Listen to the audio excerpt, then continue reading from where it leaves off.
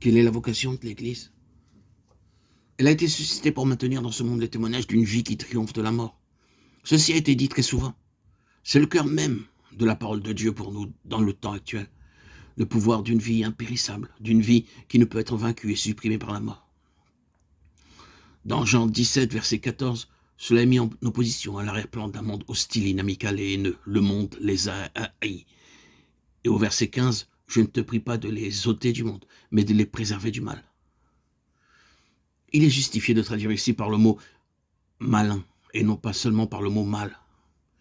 Il y a le malin et un monde hostile.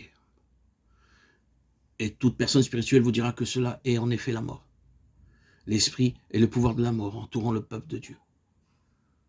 Maintenant, le Seigneur ne demande pas que son Église soit ôtée du monde, mais étant dans ce monde, qu'elle maintienne un témoignage contre et contraire à l'esprit de ce monde. Le témoignage est celui de la vie malgré la mort, tout autour. Le défi suprême à la fidélité de l'Église, à son ministère, à sa vraie vocation consiste en ceci. Sa condition témoigne-t-elle vraiment qu'elle n'est pas gagnée par la mort spirituelle, qu'elle manifeste réellement une vie plus puissante que le pouvoir de la mort, qui est tout autour d'elle? Ne permettez pas au mot Église de vous exclure en pensant à quelque entité à part de vous-même. Nous devons faire une application personnelle, parce que si nous sommes en union vivante avec Christ, nous sommes ses membres, nous sommes une partie de l'Église qui est son corps, et ce que nous disons s'applique à nous individuellement, aussi bien que corporativement. Il n'est pas possible que nous ayons tous le privilège d'une communion fraternelle avec le peuple de Dieu. Certains d'entre nous doivent vivre dans des endroits où ils sont désespérément seuls. Il se peut que là où nous sommes, il n'y ait pas beaucoup de vie spirituelle, pas beaucoup d'aide sous l'aspect de la communion spirituelle. Néanmoins, cette parole s'applique aussi pour ce cas. Nous ne devons pas seulement être concernés par la responsabilité et le défi, mais aussi par le fait glorieux que ce en quoi nous sommes appelés et pour lequel le Seigneur pourvoit. Et ce qu'il ordonne, c'est que son peuple, là où il se trouve, qu'il ait la possibilité de se rassembler avec tous les avantages que cela comporte, ou qu'il soit éparpillé et isolé, doit néanmoins avoir en lui la puissance de sa vie pour transcender la puissance de la mort autour de lui. Et si cela est révélé comme étant la volonté de Dieu, admettons volontiers une fois pour toutes la possibilité de sa réalisation, et puis acceptant le fait que cela doit être possible puisque c'est la volonté de Dieu, tenons ferme pour cette chose-là.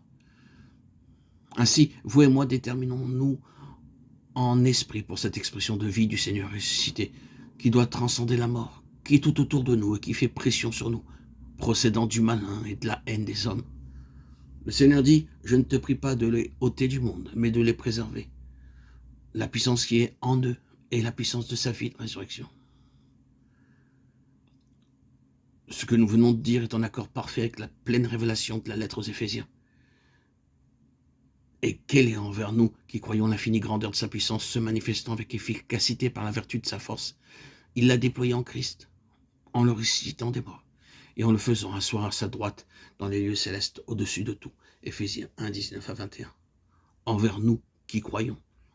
Nous devons tenir pour cette chose-là fermement et avec détermination, parce que c'est là le témoignage du Seigneur Jésus, justifié par l'Esprit. Quelle est donc la situation et la justification de l'Église?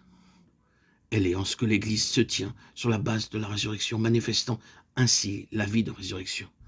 Ainsi, c'est la vocation, la justification de l'Église. Béni soit Dieu, car dans toute la mesure où notre salut est concerné, nous sommes justifiés sur la base de notre résurrection ensemble avec Christ. Nous saisissons ainsi le fait que si nous sommes ressuscités ensemble avec lui, alors nous avons été justifiés. Dieu ne nous aurait jamais amenés dans une résurrection commune avec Christ sans que nous ayons été justifiés. Mais dans toute la mesure où notre appel, notre vocation sont concernés, nous sommes justifiés par le maintien du témoignage de sa résurrection. Et cela est la justification qui s'applique au service et à tout instrument.